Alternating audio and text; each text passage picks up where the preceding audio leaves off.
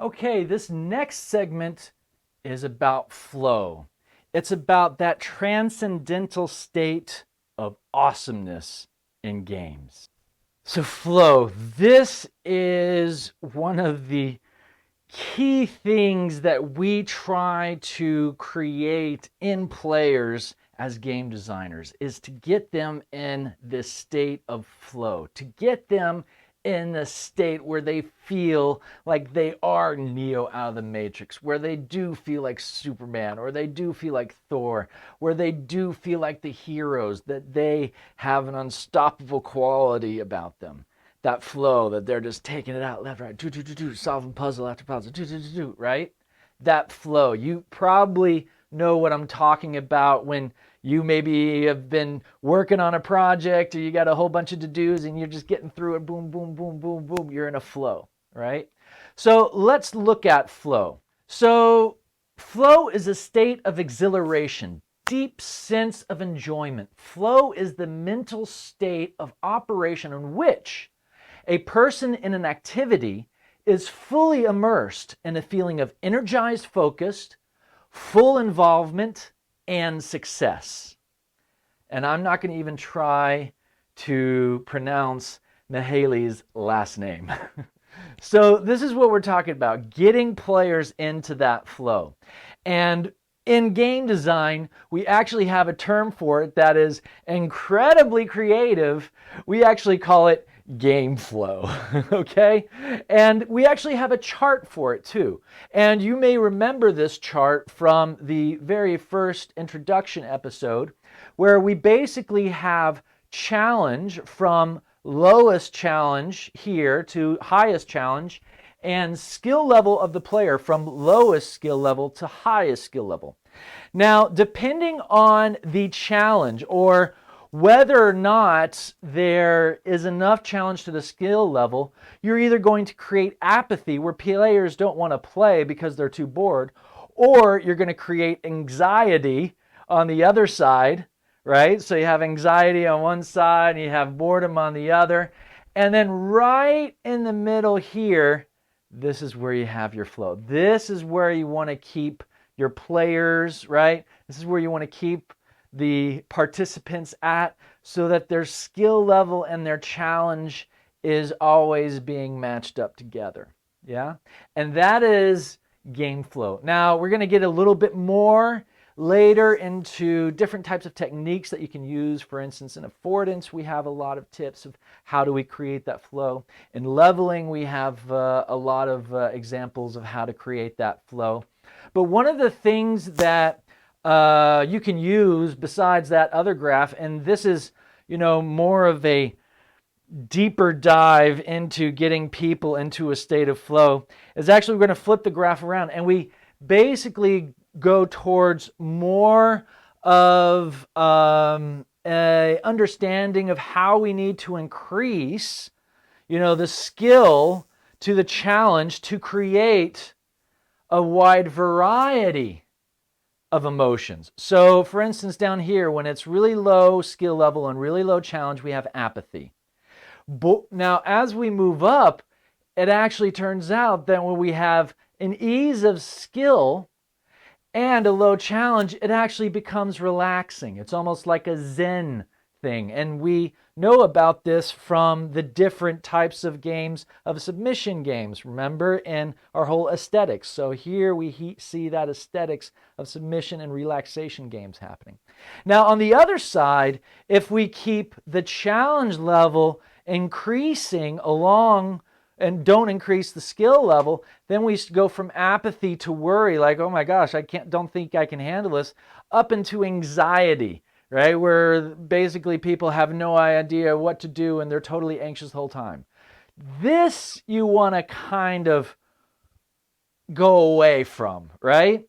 The best place to be is on this side, right? If we have, for instance, right in the middle of that skill level and challenge, we start to get an arousal, right? But we're not yet in that flow, right? We start to get a feeling of control on this side because it's too easy, a feeling of worry on this side. So here is where you really want to try and pull your players in, yeah? Keeping them in that arousal, control, maybe even dipping into relaxation every now and again and keeping them in that state of flow. Yeah?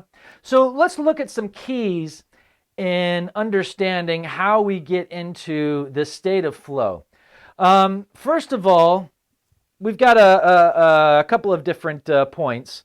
We know we're in flow when we are focused on the task at hand and we lose ourselves in the task. We forget about the time, right? Like how long you've been going into this game design course because you're just such in a flow. You have no idea. It's been hours and you're still in control, right? You're in control and you're feeling good. These are all things that we know that we are getting into a state of flow when we start recognizing this. And in getting into that state of flow, you can hear it, and when people are talking, they're in the moments, they're in the groove, they're in the zone, right? These are all very typical examples of being present in some kind of emotional state.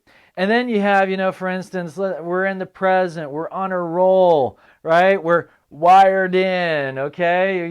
You're singularly focused, or you're going through beast mode, right? This is, of course, the gamers know what I'm talking about there. You're centered if you're being zen. You're on fire emoji, right? We're in tune together, man. We're totally zen with each other.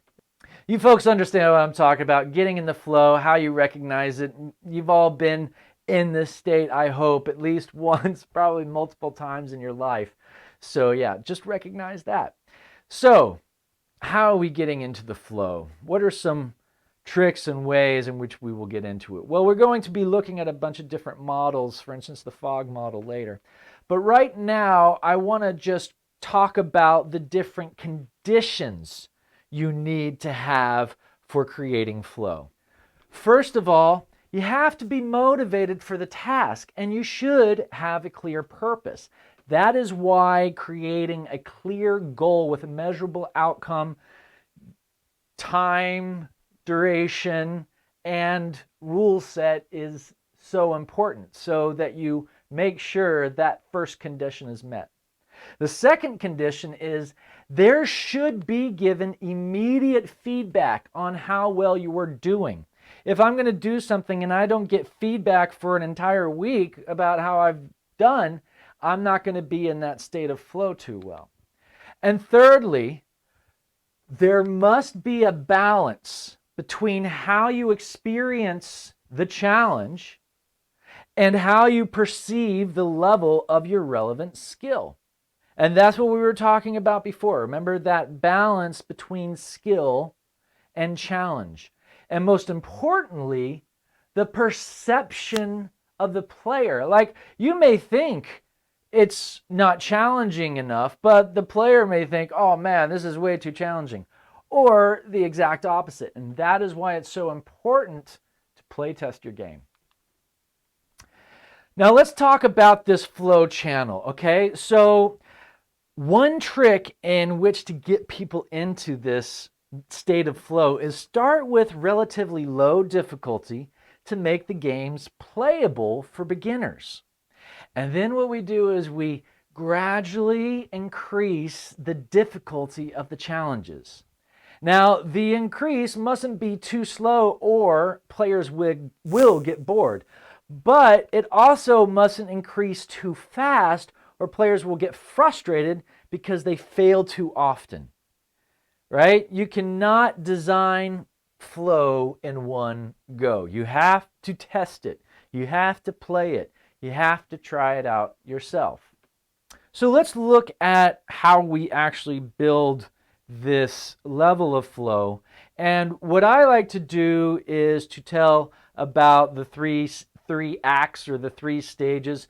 This is something that we see very common in, for instance, cinema and in books and in stories. There's this 3-act.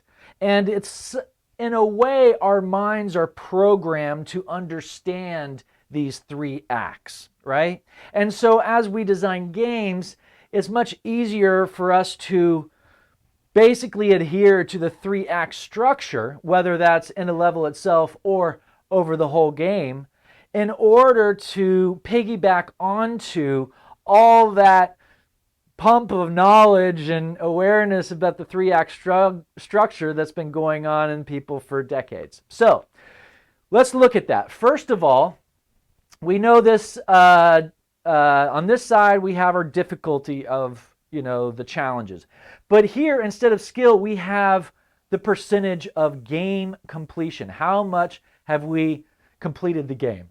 Now the first step of the game is to basically do your climbing or your onboarding. So this is the tutorial. This kind of starts off as an easy tutorial, just kind of climb their way up, and what you see is it starts off a little hard and then it gets easier.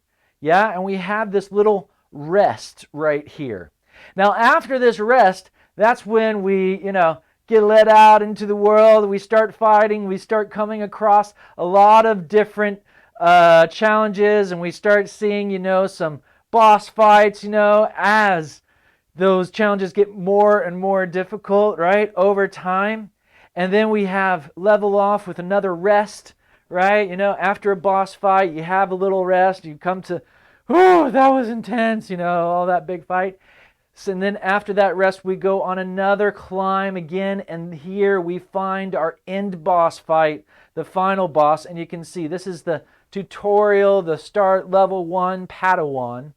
Here we have the level 2 Jedi starting to fight. And then finally, here we have the Master, Jedi Master, right? And that's how it's important though, remember, after you're doing these climbs, you got to give the rest. You have to give the rest after the climb because that actually helps people get into a higher state of flow. This next segment I want to talk about is pacing, because this whole idea of the leveling and the resting and how you bring people along is basically pacing. That's what pacing is, yeah? Just like in a marathon, you got to pace yourself that you don't run out of steam. The same with your gameplay. You got to pace your gameplay so you don't run out of steam. So pacing is the rate of progression players experience in the game.